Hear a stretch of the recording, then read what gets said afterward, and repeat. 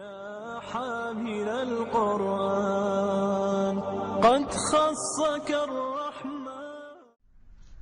اسی طرح بعض اوقات بچوں کے ذہن میں کچھ سوال ہوتے ہیں، کچھ ایسی باتیں ہوتی ہیں، کچھ کمپلینٹس ہوتی ہیں، کچھ چیزیں جو ان کو پسند نہیں ہوتی، تو اگر آپ اس وقت انہیں یہ کہہ دیں کہ یہ سب کچھ لکھ لیں، لکھنے کی عادت ڈالیں، جو بات آپ کو بول کے نہیں کہہ سکتے وہ کہیں کہ لکھ کر دے دو.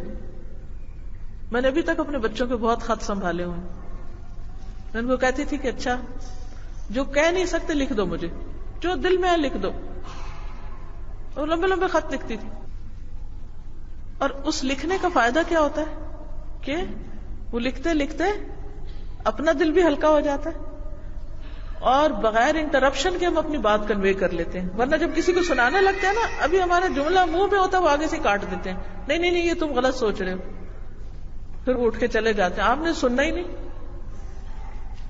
اب ان کے بھی دل کے دل میں رہ گئی اور ہمارا بھی مزاج خراب ہو گیا، بات گڑبڑ ہو گئی. اس لیے بہت ضروری ہے کہ ہم اپنے رویوں پر غور کریں.